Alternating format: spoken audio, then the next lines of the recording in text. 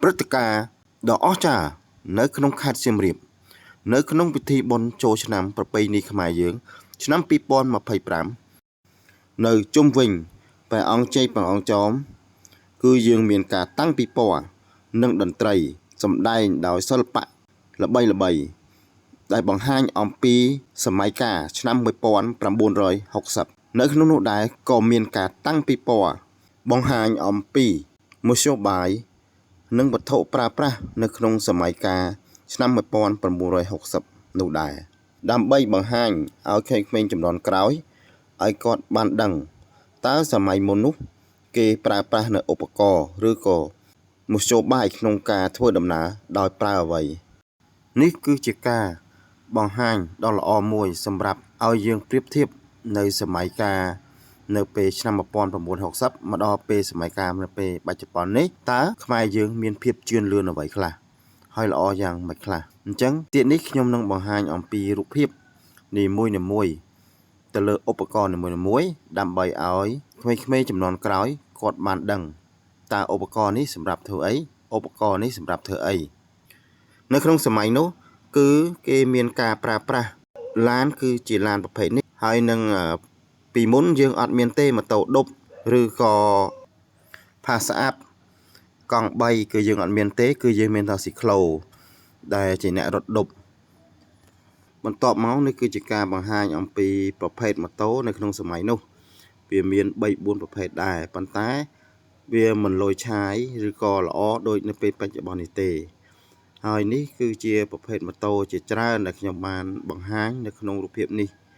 ក្នុងវីដេអូនេះសម្រាប់ឲ្យក្មួយៗជំនាន់ក្រោយបានដឹងហើយនេះគឺជាប្រភេទនៃកាមេរ៉ានៅសម័យនោះគេប្រើប្រាស់ចំណែកម៉ាស៊ីននេះវិញគឺជាម៉ាស៊ីនសម្រាប់បញ្ចាំងវីដេអូដែលគេប្រើ disk ហើយនេះគឺជាប្រភេទនៅម៉ូតូកង់3ដែលសម័យនោះដែលគេនិយមក្នុងការជិះវាហើយបន្ទាប់មកនេះគឺជាម៉ាស៊ីនវាយអង្គរលេខដែលឥឡូវគេជំនួសទៅដោយកុំព្យូទ័រហើយនេះគឺជាវិទ្យុសម្រាប់ស្ដាប់នៅក្នុងសម័យនោះដែរនេះគឺជាម៉ាស៊ីនសម្រាប់យើងចាក់បទចម្រៀងដែលយើងប្រើ disk ប្រើថាសហើយចំណែកអានេះវិញគឺជាជញ្ជីងសម្រាប់ក្លឹងនៅពេលសម័យដោយអាតពួកខាងក្រោមហ្នឹងយើងថ្ពួកនៃទម្ងន់ដែលយើងចង់ថ្លឹងហើយឃើញអាដុំដែកមួយនៅខាងក្រោយហ្នឹងគឺគេសម្រាប់សង្កត់ពីទម្ងន់របស់វាហើយនៅក្នុងអាដងវាវែងហ្នឹងក៏គេបង្ហាញអំពីលេខនៃគីឡូវាដែរអញ្ចឹងបើសិនជាដុំដែកហ្នឹងរង្គើទៅលេខមួយណានោះគេបង្ហាញអំពីទម្ងន់នៃវត្ថុនោះហើយបើយើងមកមើលនេះវិញគឺនេះគឺជា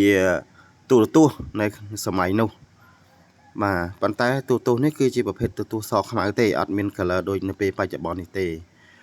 ចំណែកនេះគឺជាម៉ាស៊ីនដេរសម្រាប់ដេរកៅអៅក្នុងសម័យនោះដែរបន្ទាប់ពីនេះដែរយើងមានការប្រគំតន្ត្រីនៅសម័យដោយស្លៀកពាក់ដោយពិធីការនី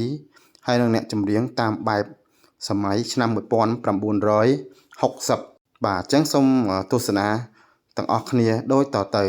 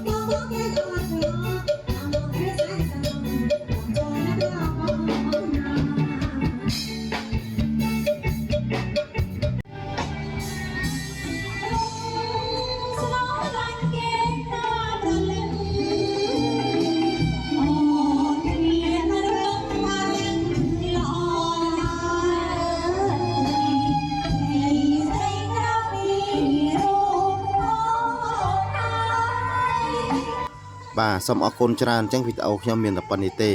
អញ្ចឹងបើសិនជាបងប្អូន ពេញចិត្តឬក៏ស្រឡាញ់នៃវីដេអូដែលខ្ញុំបានធ្វើនេះ